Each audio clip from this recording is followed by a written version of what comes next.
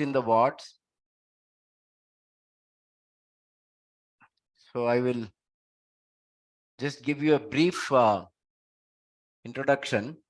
The purpose of ward round is to assess the ability of the student or the candidate of ward work.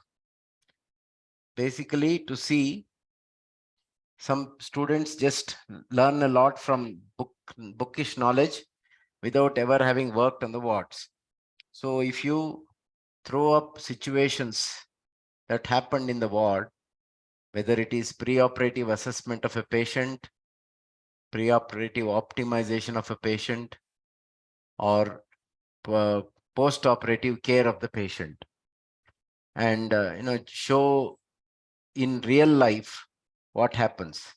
See, what Dr. Lakshman was doing during his ward rounds was to sort of set up scenarios and then ask you questions. I think that is one way, it becomes another didactic session. Ideally, what happens in the exams is you are taken to the wards and then you are shown real patients and asked about the real problems that the treating team is experiencing in the management of that patient, the problems, complications, whatever that has happened.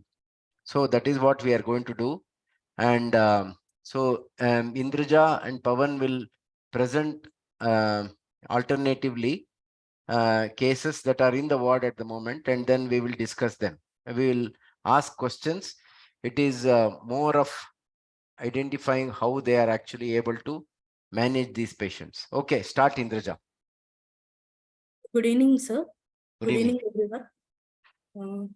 My first case is a case of 19 years male presented to the emergency with alleged history of road traffic accident, two-wheeler hit to the dividers, and sustained injury to the left forearm and left upper abdomen.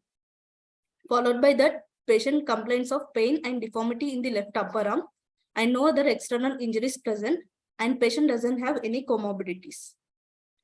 On general physical examination, there was no pallor, icterus, cyanosis, clubbing, and edema. Patient vitals were stable. Pulse rate was 90 per minute, BP 140 by 80 mm of Hg. Respiratory rate was 20 per minute, and saturation is 99% on room A. On systemic examination, per abdomen was soft, no tenderness, guarding, and rigidity, and there were abrasions present over the left hypochondriac region. Respiratory system, no abnormality was detected, and CVS system, there was no abnormality, and on central nervous examination, no focal neurological deficit. On local examination of the left forearm, there was large wound over the anteromedial aspect of the left forearm with soft tissue loss. There was no active bleeding. Okay, wait. Yes. Pavan, what Yes, is one important clinical finding that Indraja failed to tell you? Pavan? Sir, tender aberration present over the left hypochondrium. No, Sir. that she told. Yes, sir. Anybody who have listened to Indraja's presentation so far? Indraja, can you please go back? One slide back. Ma'am, I didn't get you, ma'am. One slide back. Your general physical exam. So she's missed GCS? Correct. Absolutely. See, the first thing you have to say is the patient is alert, conscious, cooperative, whether he's, for example, restless in the bed or his GCS is low. The first thing that you have to say is that. Then you have to go according to this is you are presented like any other patient. You have to present the patient as a trauma. So airway is good, breathing is good, circulation, then you can say the vital signs are stable, then any deformity, then exposure. So ABCDE. Yes. And the last one is vascularity and bleeding. Okay. So that is the sixth thing that is added.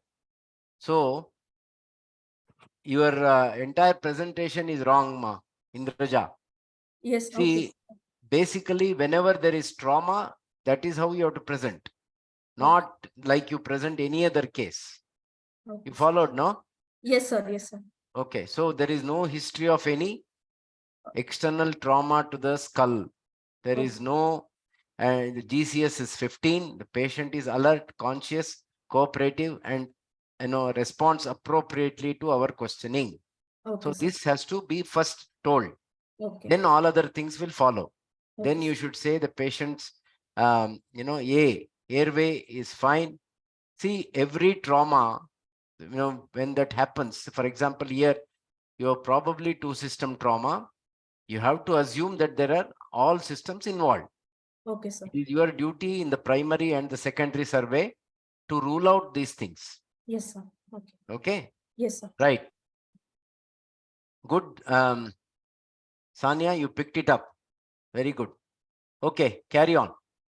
Yes, sir. Sir, and I think in abdomen, she has to mention about distension also, since it is a trauma history, he could have had hemoperitoneum with distension. Yeah. She has to mention abdomen is soft, not distended. There is no guarding rigidity or tenderness. You have to specifically, and in the examination of the chest, the more another important thing that you forgot to mention is clinically there is no surgical emphysema, no evidence of fracture ribs. Okay, sir. Again, very crucial. Okay. Some of the negative findings you have to mention. And Okay. then when you finish your examination, you have to say musculoskeletal system, apart from the left upper limb, there is no evidence of any fractures in the long bone in the lower limbs, or there is no tenderness over the spine. See, whenever the patient is going at a reasonable, you don't know what speed he was going, and if he has skidded and hit the median, there is potential for what is called as the whiplash injury.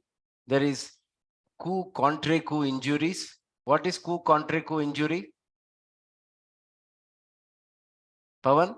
Sir, impact on one area and the opposite side contusion will happen. So that is Correct. So all of these things, see, because when you are going at a certain speed and you hit, you don't know what kind of, this one shearing forces has acted on his body. So, and then his leg could be caught between the vehicle and the median, and it could break because you have a immobile structure there, and the person is moving at a certain speed. If your leg gets caught between the vehicle handle or whatever it is and then the median, then there can be potential for long fractures of the long bone, fracture dislocation, all these things. So it is your duty to mention that, in the primary survey itself, you should mention all of these things. Chest, you have to say definitely no evidence of surgical emphysema, and the trachea is central. There is no clinical evidence of mediastinal shift. The air entry to both lung fields are normal. There is no evidence of any hemopneumothorax. Okay, sir. Clinically, Yes, all sir. of these things have to be told. There is no this one. If you present like this, you will not be able to justify why you are presented like this. Okay. That is why I'm happy that you presented this case. Now you know. Yes, See, sir. the thing is, you have to understand, in the exams, they will not keep a trauma case, for you to see. But they will have kept the trauma after the problem, the treatment and everything has been done. But still, they can catch you on these things. Okay, sir. So you have to be very careful. And as Dr. Lakshman and I keep telling you, and Dr. Niranjan also, and Dr. Muni Reddy, all of us are trying to teach you to become good surgeons in life. Exams, is one brief interlude. You will pass the exam, if not this time and next time. I hope and pray that you will pass it this time. But passing exams is one thing, but becoming good clinicians, good surgeons is what we are trying to train you for. Okay, sir. So this presentation is subpar. It's not acceptable. Okay, sir. carry on. And initial investigation on initial blood investigations, hemoglobin was 15 grams per deciliter with raised total counts 13,000. and remaining all other investigations were within normal limit. Nikita, Patient, yes, sir. Nikita, Yes, sir. will you accept this hemoglobin 15 and hematocrit 38.4? Sir, hematocrit was 42, sir. No, will you accept that? Let it be 42 or 38.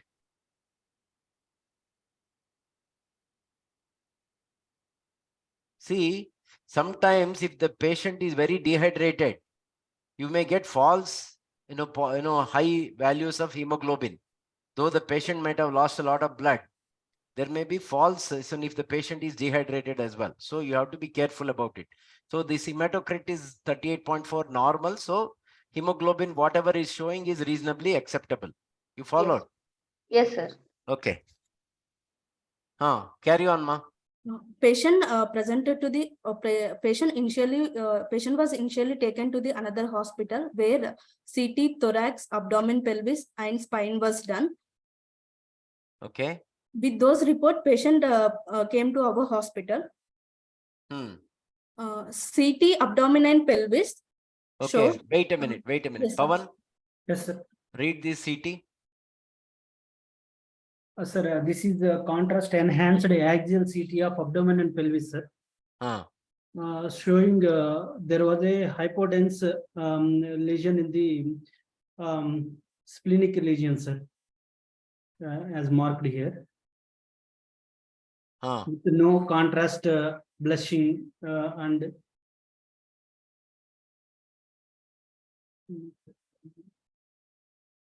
Not that.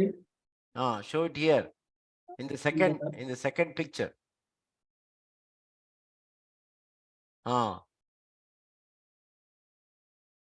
with the capsule intact, sir.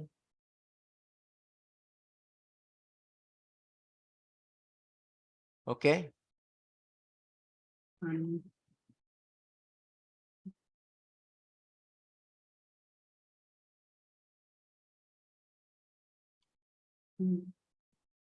sir, apart from that, so there is no evidence of other injuries, sir. Yeah, you should say positively the Yes, sir. liver is intact, the kidneys are intact. Yeah. There is no free, not much of significant free fluid in the abdomen. There is no evidence of hollow viscous injury. Yes, sir.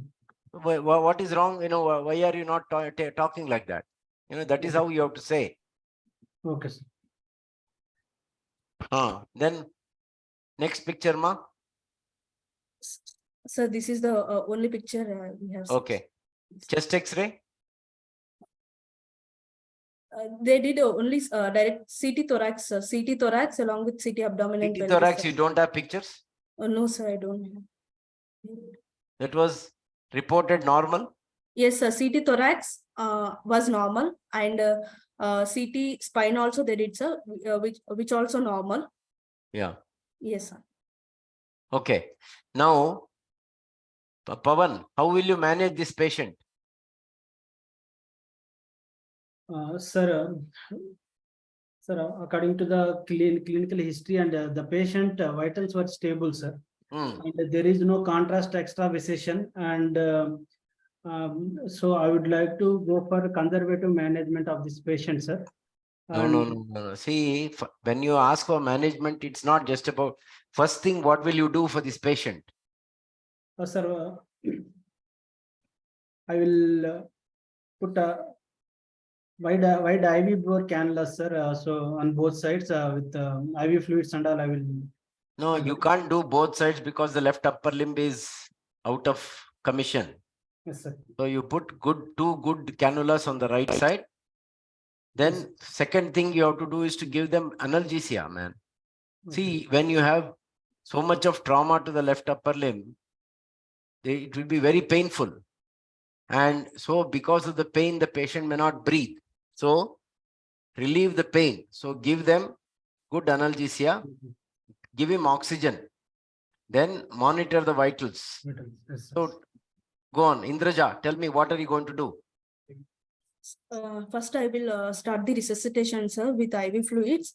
Then I will monitor the vitals. Then How often? Sir, every hourly, sir, initial 24 hours. I would probably say even more, more, what shall we say, more frequently than that. I would like to observe the patient in intensive care unit. Hmm. Then I would like to do the serial monitoring of the hemoglobin levels every Correct. 6 hourly. Correct. Okay. What else? Then pain management. As there is a injury in the spleen, I would like to start the antibiotics to prevent the chance of infection. Why infection in splenic injury? Sir, if there is any minimal collection, there will be chance of infection, sir. Why? Uh, uh, No, if you have to start antibiotics, it is for some different reason. Pavan, what is the reason? Sir, any hollow viscous injury? No. See, you have yourself said the abdomen CT is normal. There is no evidence of hollow viscous injury. There is a small, grade 2 injury of the spleen with minimal hemoperitoneum. So that is a closed injury. There is no contamination as such. So it is not a penetrating injury. It is a blunt trauma of the abdomen, right? So it's not communicating with the external Correct. environment. So But you still need to start antibiotics. Why do you want to start antibiotics? So hematoma may got infected and leads to No, abscess. think, man, he has got compound fracture of the upper limb. Yes, Don't sir. you think that is indication for antibiotics? Antibiotic, yes, sir. You only said there is tissue loss and there is fracture of both bones. No, that I don't think you mentioned, but that was the case. So you are going to start antibiotics, nothing to do with abdomen. Abdomen does not need antibiotic. All it needs is monitoring. As you said, hemoglobin to be monitored, vital signs to be monitored, urine output to be monitored. But there is compound fracture of the upper limbs. So the infection of the bone is a serious problem. So that for that sake, you have to cover it with antibiotics. Yes. Okay. Now, Pavan. Yes, sir. How will you monitor this patient and what are the precautions you take in terms of the splenic injury? Sir, immobilization, I will tell, sir. Patient should be nursed in a relatively stable position. Yes, sir. You have to, and even when the patient is being shifted to the OT for surgery, you have to instruct the ward, the ICU, the OT people that they have to move the patient very carefully. Careful. Yes. If, for example, there is a blood clot which is stopping the bleeding, by moving the patient in a, haphazard or a, sort of relatively like you normally do, then there is a chance that you may dislodge that clot and the patient may start bleeding again. So you have to be very careful because this clot is not yet stable. It wouldn't have formed a stable clot which would then organize and then prevent bleeding. So that has not yet happened. So you have to be extremely careful. Okay. What else? And sir, serial monitoring of the HB and PCV, sir. Correct. And vital signs, urine output, all of these things. Yes. So what are give me classification of splenic injuries, roughly. Sir, in grade 1 splenic injury, sir. Yeah. So there is a hematoma less than 10, laceration with less than 1 centimeter of parenchymal involvement, sir.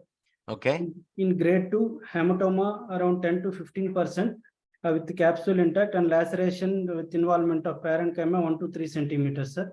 And in grade 3, hematoma more than 50% with laceration more than 3 centimeter of parenchymal involvement, sir.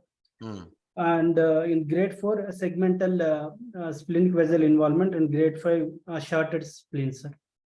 Okay, that's good enough. Now let us ask Indraja. which are Yes. the instances where you have to operate on spleen? Sir, according to the guidelines, if patient is hemodynamically stable, Hmm. then we can go for the conservative management, sir, even with grade 3 also, grade 3 and 4. If patient is hemodynamically unstable, Hmm. not responding to the resuscitation, Hmm. then we should consider surgery, sir. Okay, that is one. Yes. So hemodynamically unstable Yes, sir. patient, where Yeah. you have ruled out other causes for hemodynamic instability. Yes. For example, they may have pneumothorax and that may be causing the problem. So Okay. you have to ensure that the hemodynamic instability is due to splenic injury. Okay, so that is one. So grade And 3, 4 and 5, you have to, grade 1 and 2, there are not much controversy. Grade 1 and 2, definitely conservative treatment. Grade 3, 4, conservative treatment if the patient is hemodynamically stable. And there is no expanding, sort of hematoma or whatever. Where is other instance apart from spleen itself, where you may have considered doing laparotomy? if there is any other other organ injury, sir, Correct. other Hollow hollow viscous viscous, injury, yes, where you have to explore. yes. Let us say you have some, what is the other common injury associated with splenic injury? So pancreatic injury, sir, tail of the No. pancreas. Tail of the pancreas. What else? Some injury which is very obscure, and unless you think of it, you may not pick it up.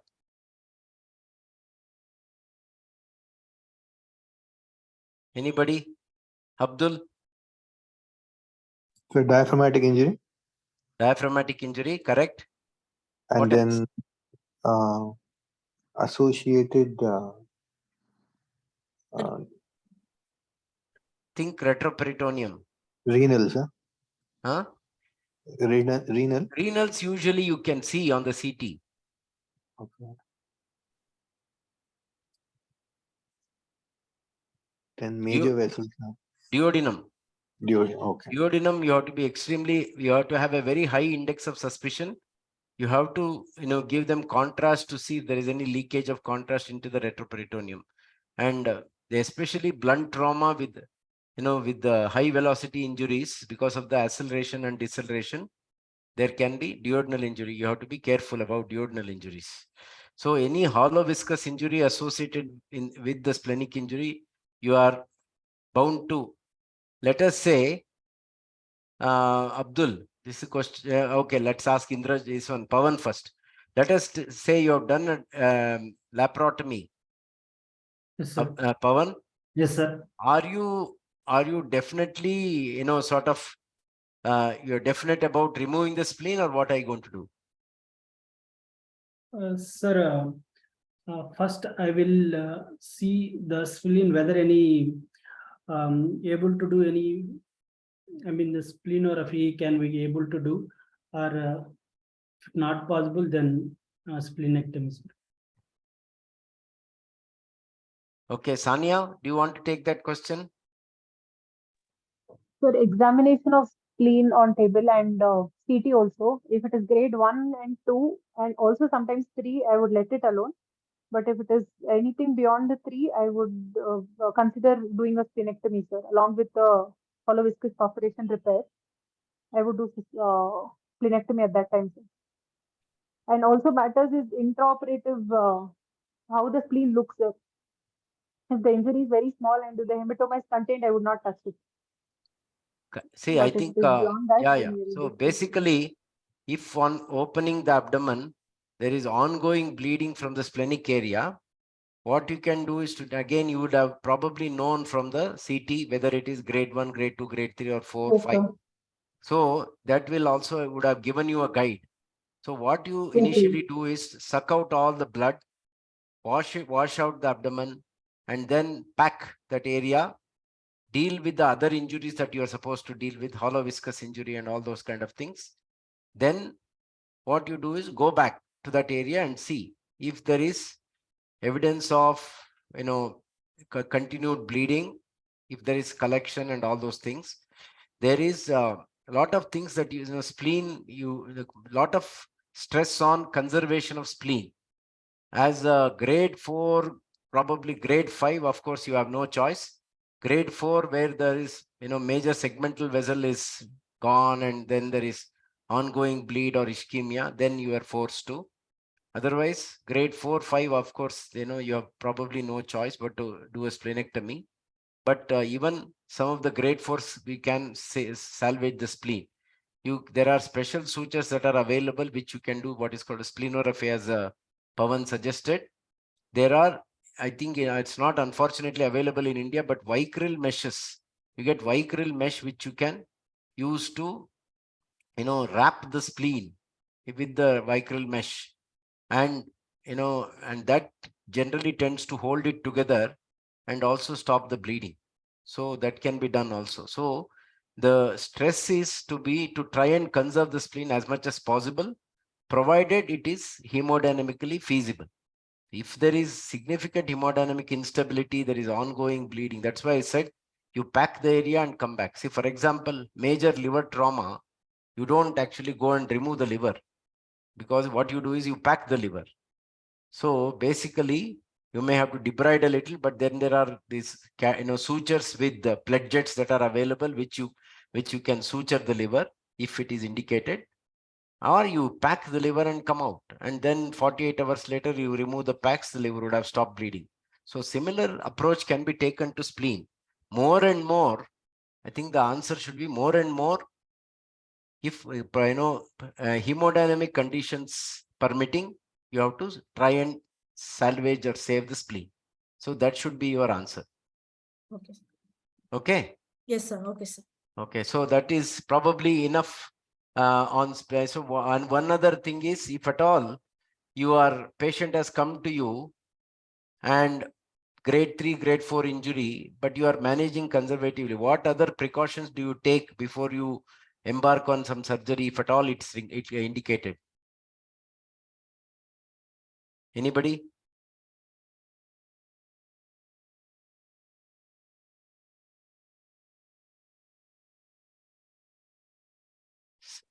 Abdul, what other therapeutic this one maneuver you undertake? Embolization, sir. The Clinic artery embolization. If No, I think, I think those things are not, if at all you have to do splenic artery embolization, you probably have to do a splenectomy. I don't think I'm talking about, this one. Yeah, I was just talking about immunization. If your patient is in the ward and you are, managing them conservatively and, monitoring them, if at all there is a potential for splenectomy, then you are better off, if at all it's possible, give the vaccination. Otherwise, you can give vaccination before the patient is discharged. So either way, it is acceptable. So that at least what happens is, you can prevent all the major infections that can happen. If the patient is very young, if you have done a splenectomy, you have to give them antibiotics. Otherwise, probably now antibiotic is given up, or you may give it for a short period of time and then stop.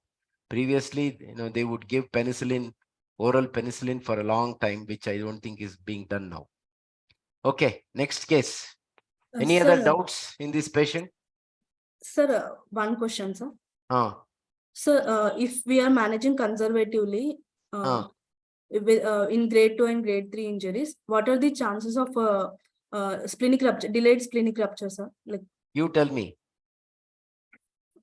So they are telling within 10 days, there may be chance of delayed splenic rupture, sir, but in percentage, Abdul, what is the percentage, man? Depends on what the injury is. Yes, sir. But ballpark figure.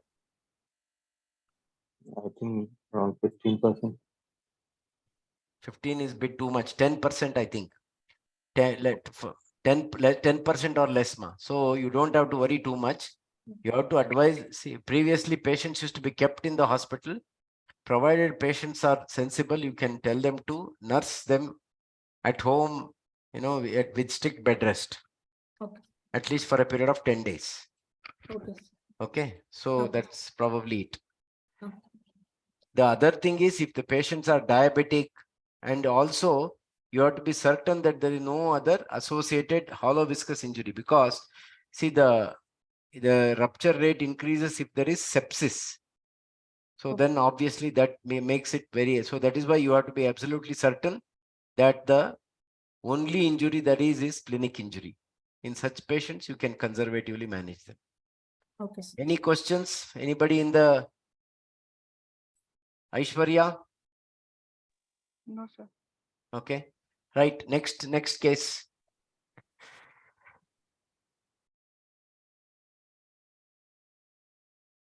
Sir, can I start, sir? Yeah. Second case is a 57 years female came with complaints of difficulty in swallowing since 1 year, and the patient was apparently normal 1 year ago. Then she developed difficulty in swallowing for solids and then liquids. There was no other symptoms. She didn't have any medical comorbidities, and she underwent endoscopy guided rails tube placement 1 week back. Family history not contributory. Personal history: patient consumes mixed diet. Her appetite was normal. Sleep is adequate. Bowel and bladder habits normal, and she was not allergic to any medications. On general physical examination, there was no Not pallor. very relevant. Go to the next. Yes, sir. This is also not relevant. Yes, sir. Okay. Right. Now, Indraja, Yes, sir. somebody coming like this, what is the first line of investigation? So, as patient came with dysphagia, the first line of investigation is upper GI endoscopy, sir. What are the things that you are suspecting? If the patient comes to you, thinking of the age of the patient. Sir, considering her age, it may be either it can be either malignancy also, sir. Malignancy or benign condition that is causing narrowing of the What esophagus. benign conditions? Benign strictures, sir. Benign strictures. Of what? Benign strictures of the lower esophagus, sir. Either Due to what? because of the gastroesophageal reflux disease. Correct. Okay. Or So, malignant strictures also can cause the dysphagia, malignancy, sir. correct. What else? And external compressions like enlarged thyroid. No, that thyroid you would have seen. No thyroid. You can't talk about thyroid. Yes, You would have seen a huge thyroid when you examined the patient. yes, sir. What other things? Sir, motility disorders also can cause the dysphagia, sir. Not at this age, ma. It is, Okay. it may be there, So it is usually motility disorders. Do they present this late? No, younger people will. It is much more likely to be in younger people or, in the 30s, 40s. This lady is 57 Yes, and symptoms only for a year. yes, sir. See, in medicine, anything is possible, but you in the order of occurrence. So as you said, gastroesophageal reflux disease with stricture and malignant stricture, Yes. extrinsic compression, that is, for example, any mediastinal pathology. Or it can sometimes it can be large hiatus hernia also can cause the compression, sir. Rolling type of hiatus hernia. Okay. Or, any mediastinal, for example, lymphoma, lymphadenopathy, and even, for example, carcinoma of the lung also with metastasis in the mediastinum can press on the esophagus and cause dysphagia. Extrinsic compression, you can broadly brush that as an extrinsic compression of the esophagus because it is all a narrow space through which it traverses. That can be one of the things. Okay, so upper GI endoscopy. Yes. So first I would like to do the upper GI endoscopy, sir. Okay. So what does the upper GI endoscopy show? Sir, it You was have the picture? No, sir, we don't have the picture. Actually, patient also does. It was done outside, sir. But even if you're done outside, you will have usually a printed report, no, with the pictures. So no, sir, it was not available with the patient also, sir, when we checked it. Okay. So what are the features of achalasia on an endoscopy?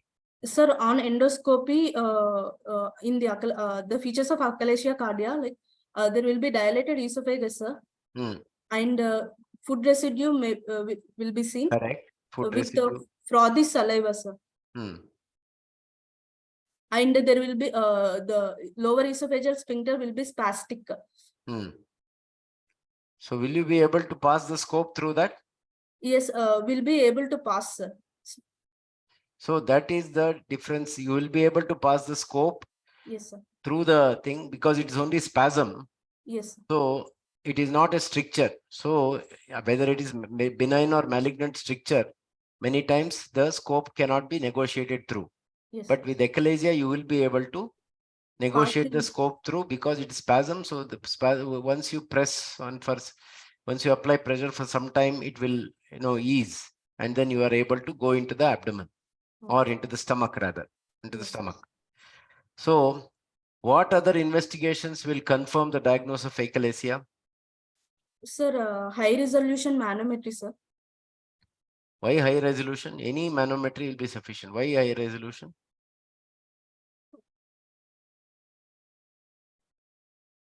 What will you do before manometry? Sir, X-ray chest, sir. X-ray chest will only tell you, maybe a bit of my mediastinal widening. Okay. If there has been any reflux, you may have some pneumonic patches. But more than that, what investigation will? Barium Barium swallow, yes. Or gastrographin swallow these days, because I don't know whether they do any barium swallow. So you have to check whether they still do barium swallow with the radiology department, okay? Yes, sir. Okay, sir. Because I am not sure whether they still do it. So, but barium swallow or any gastrographin swallow. So what will that show? Sir, barium, it will show dilated esophagus with the tapering end, sir. Yeah, smooth tapering end. Tapering. And is there any name for it?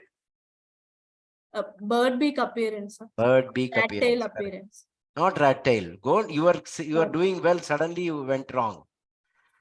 Sorry. Rat tail is what? CA esophagus. Ah, why did you do that? So Sorry. don't dig your grave. Okay. Bird beak is the correct one. There will be what is called as sometimes very dilated esophagus. You will have tortuous esophagus. Okay. Sigmoid, what we call sigmoid esophagus. And then there is bird beak narrowing of the lower end of the esophagus. So that is classical achalasia. And then Pavan, how do you confirm the diagnosis of achalasia?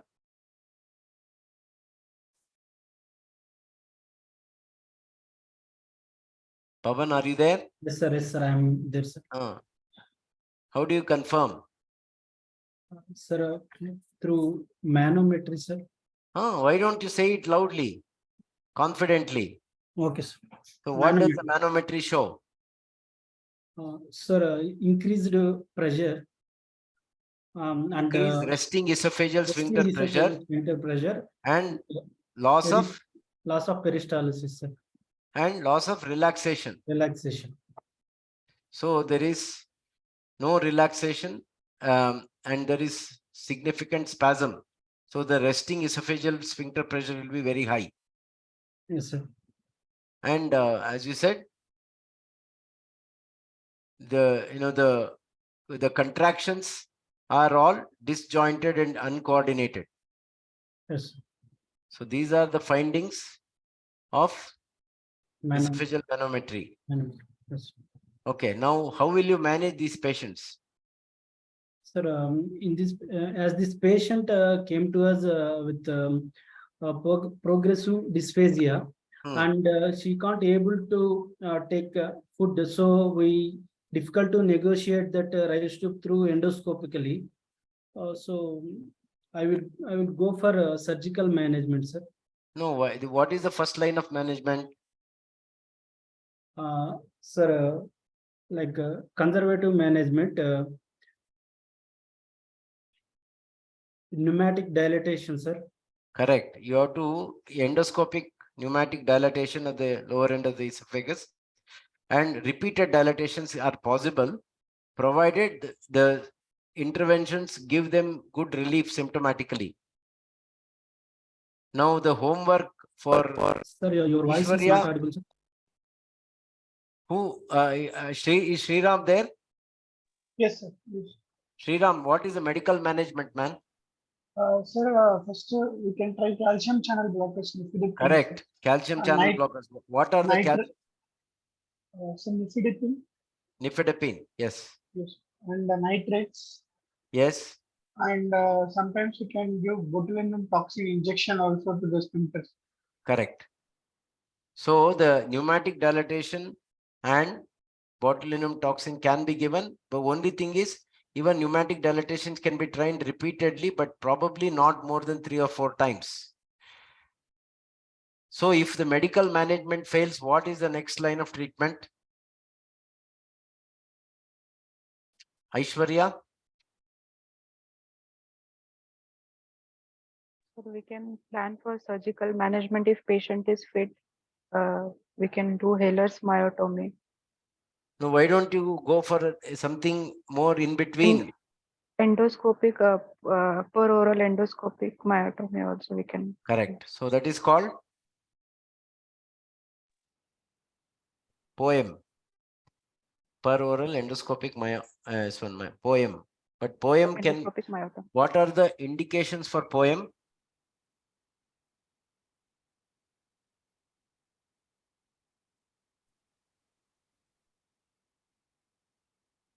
I think the achalasia is classified into, is there grading of achalasia? Yes, sir. Type 1, type 2, type 3.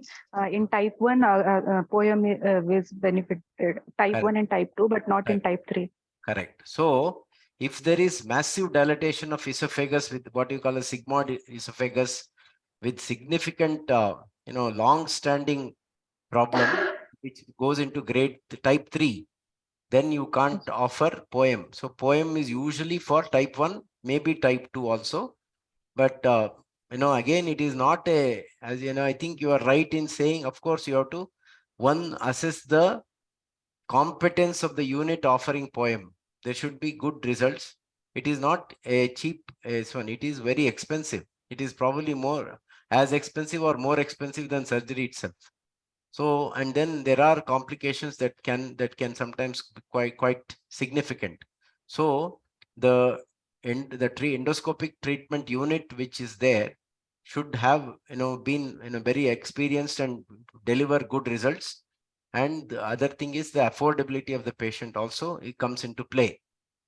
Otherwise, the other option is to do, as you said, Pawan, what is the next option? Sir, myotomy, sir. Haller's How- myotomy, laparoscopic or open Haller's myotomy. Yeah. Which will you prefer? Sir, laparoscopic Haller's myotomy. Okay. So have you seen one? No, sir. Has anyone seen one? Abdul? We did this case once. Yeah, but Yeah, we did. before that, No, before that I have not seen it once. so what are the how just give us a idea of how you do it. Hello. Sir, first we have the ports. Patient is kept in semi-lithotomy position, lower lithotomy actually, and the ports are placed. The main primary port is in the supraumbilical region, and then there are three more ports. One is for liver retraction, more in the epigastrium, and the other two ports on the right lumbar and right hypochondrial regions. You need That- 5 ports usually. So Yes, sir. 5 ports, one And- in the just at at the umbilicus or supra. If there is, for example, if the distance between Xiphi and the umbilicus is very long, then you put it supraumbilically. Otherwise, you can go through the umbilicus. And the other ports are, as you said, in the right upper quadrant for liver retraction. And then for the operating port, you place the other three according to the convenience where you want to place it. Okay. Yeah. Then how do you start? Then you have to mobilize the stomach as well as the distal esophagus by dividing the ligaments around the esophagus. That is the phrenicoesophageal ligament, the gastrosplenic ligament. So you mobilize along the greater curvature till the lower end of the esophagus and divide those phrenicoesophageal ligaments as well. So once you mobilize the esophagus, lower half of the esophagus, put a tape, circular tape around the esophagus, pull it downwards, and then using a monopolar cautery or a bipolar cautery, just divide layer by layer from this. There is no serosa in the esophagus. You have to mobilize the esophagus well into the thorax. Because many times the esophagus will be contracted and pulled up. So because the myotomy needs to go well into the esophagus beyond the gastroesophageal junction, mobilize the esophagus into the thorax. You have to what we call as the pars flaccida approach. So you go from the towards from the left after retracting the left lobe of the liver, you go through the pars flaccida and then enter the that space, and then, as you said, mobilize the gastroesophageal junction. On the greater curvature, you take the phrenicoesophageal ligaments and also the short gastrics. Some of the short gastrics maybe have to be taken out. And then you have to go into the thorax and be very gentle and saving the vagus nerve. You have to mobilize the thoracic esophagus as well. And then, as you said, you tape the esophagus. Then you identify the gastroesophageal junction and make an incision or with the diathermy and keep deepening it till you see the mucosa pouting out. And then using the bowel forceps, or there are special forceps that are available, you gently start separating the muscle, and as and when the mucosa pouts out. So the mucosa, because it is inflamed due to stasis, inflammation, reflux and everything, so you have to be extremely careful. It is not like a normal esophageal mucosa, so it's potential to tear, so you have to be extremely careful.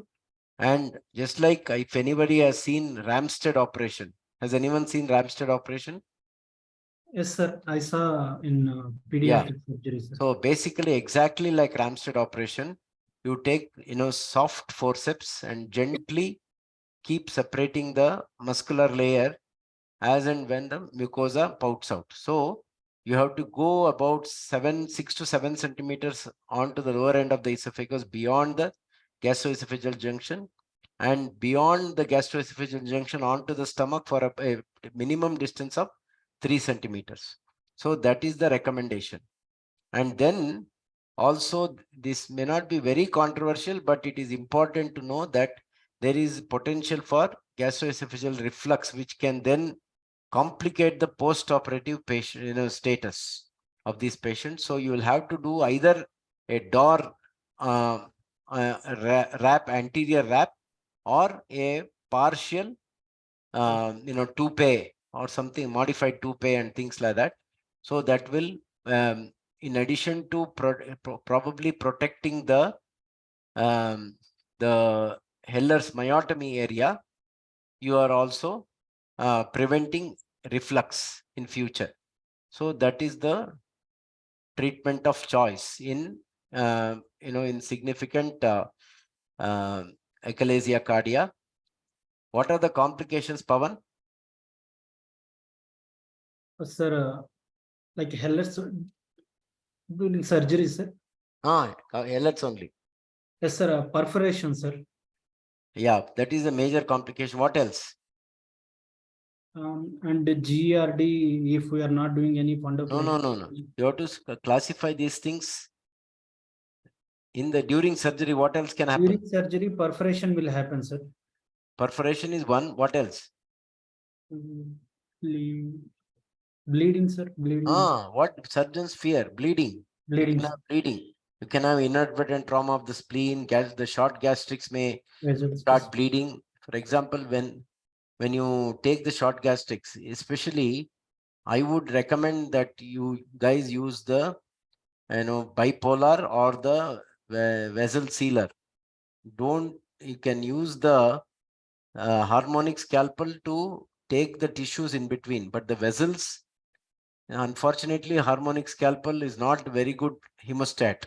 So sometimes you might have taken the short gastrics and then they will start bleeding. And the problem is they would have retracted because you would have already disconnected it, and they will continue to bleed. And in your sort of effort to try and stop the bleeding, there may be inadvertent trauma of the spleen also. So that is another. So bleeding is significant, and as you said, perforation. So what happens if you do have a perforation? How will you manage it? Sir,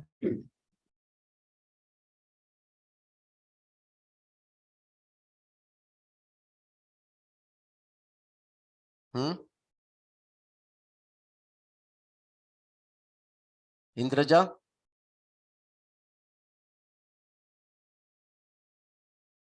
Golden silence. Aishwarya? Sir, if small mucosal perforation is there, it will heal on conservative management. If it is a loss of segment, then may have to do anastomosis primary repair and do feeding jejunostomy. No. See here, it is only, this is not, there is no loss of segment and all that. Basically, this is only a esophageal, myotomy on the anterior aspect of it. So there won't be any loss of, esophagus will not be transected. So it depends on where the mucosal tear is. Usually we are only talking about mucosal, sort of, injury. So if it is very at the upper end where the esophagus may not be accessible, then you may have to do a laparotomy and deal with it. You followed? Yes.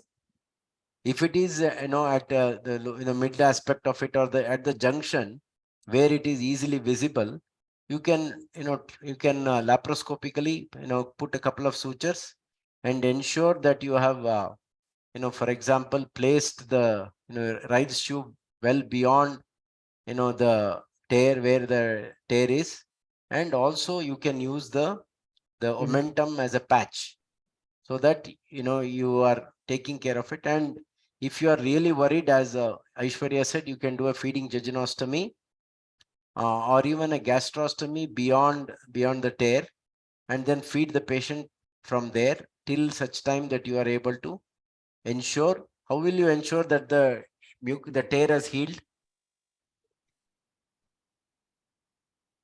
Oral compress. Oral compress study. Correct. You do a gastrographin study, or don't try to do barium in this situation, because if the leak is still there, barium can go into the mediastinum and cause problems. So never attempt barium studies. You have to do a gastrographin study and ensure that there is no leak. Don't try to do endoscopy, because you can actually make the leak happen with endoscopy. So don't do endoscopy, just gastrographin study, and then until such time that you are absolutely confident that the leak has healed. What is the major complication of the leak, Sriram? mediastinitis. Mediastinal. Correct. Mediastinitis, which has a mortality of anywhere up to 50%. So trying to do, this is a benign condition. So you have no business of, having, this. So you have to be extremely, don't take this lightly. Even a small tear in the esophagus can cause significant problems. So you have to be extremely careful. If you identify the leak, you have to ensure that you suture it properly and buttress it properly, and then prevent further leaks from happening by maybe putting an omentum there, and also ensuring that you don't feed the patient, allow the thing to heal, put the patient on high dose PPI so that the acid doesn't cause problems, and then ensure that you do a contrast study and that the mucosal injury has healed before you start feeding the patient orally. So bleeding, perforation, these are the two main complications. And mediastinitis, if it is undetected, sometimes these injuries can go undetected and later cause problems. Patient suddenly starts becoming breathless and and tachycardic and all that, and then you do a study or chest X-ray shows air, and then you realize that there is a perforation of the esophagus. So that is more dangerous. Fortunately, if you recognize the injury on the table, you have to take corrective actions on the table. Okay. Any doubts, any questions on this? Sir, if tear is Pardon me? Hello? Hello? either laparotomy can be managed, sir, through laparotomy. Who is asking this question? Sir, I am Indraja, sir. Sir, I didn't follow the first part of you were not audible. Sir, if it is tear in the thoracic esophagus, sir, tear in the thoracic esophagus where we can't access, sir. Then you have no choice but to do a thoracotomy. Okay. But generally, you are not going into the mid esophagus. You are only going to, unless the esophagus is so foreshortened, you are only going to the about 7 or 8 centimeters beyond the gastroesophageal junction. So it's usually not such a problem. But if at all it is inaccessible, you have no choice but to do a thoracotomy and repair the esophagus, no doubt. Okay, sir. Any other questions, doubts? Sir, I have one doubt, sir. Yeah. In the text, it is given as for Achlesia grade 1 and grade 2, Heller's myotomy has a higher success rate, and for grade 3, poem is preferable as it has advantage of extending proximally myotomy, sir, longer myotomy. No. I think as that may be, I think that there is a lot of evidence to suggest that in grade 3 poem is not very useful.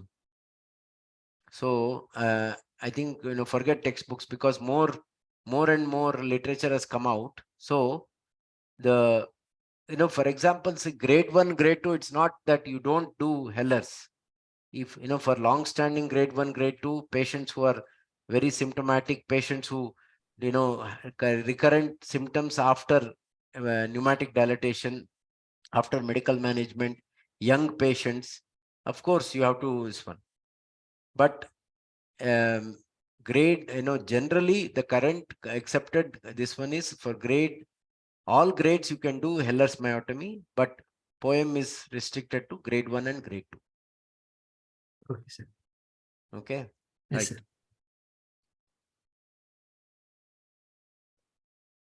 The see the thing, whatever you are saying, Praveen, see the problem with the achalasia is at the lower end of the spasm and the thickening of the lower esophageal sphincter.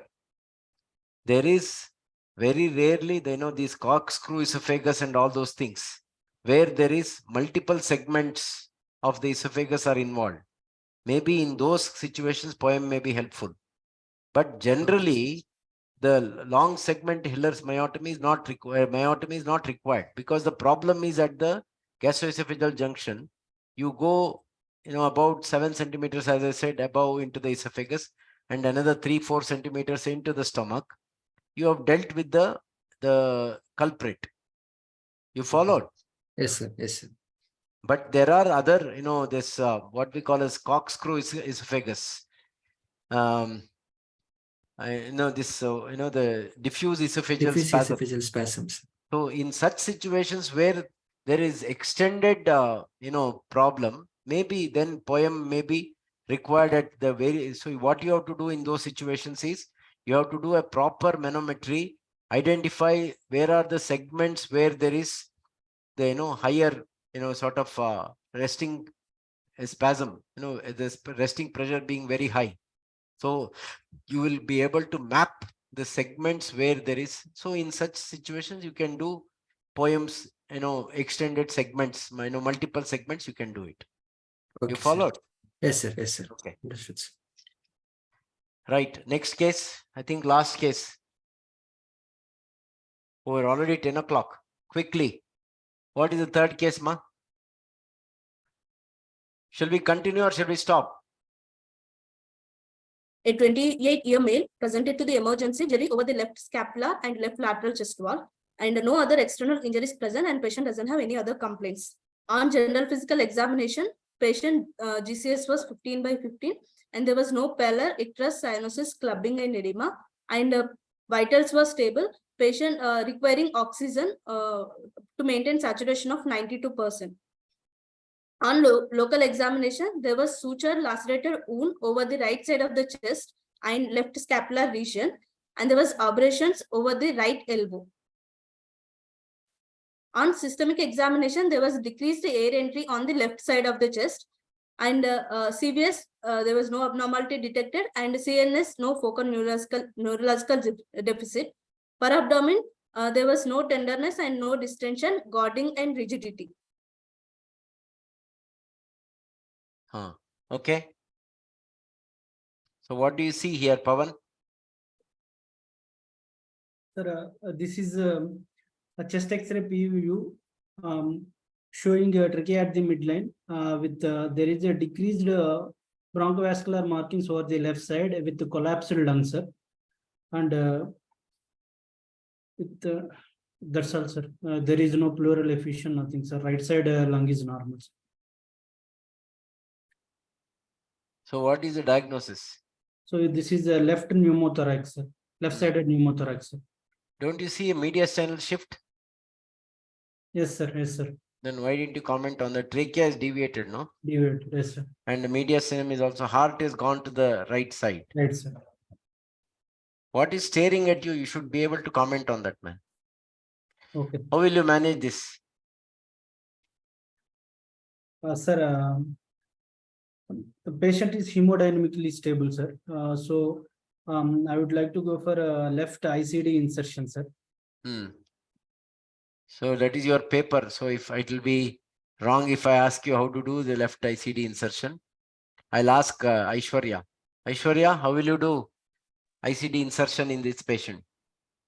Sir, I would like to do intercostal drainage in the 5th intercostal space in the triangle of safety.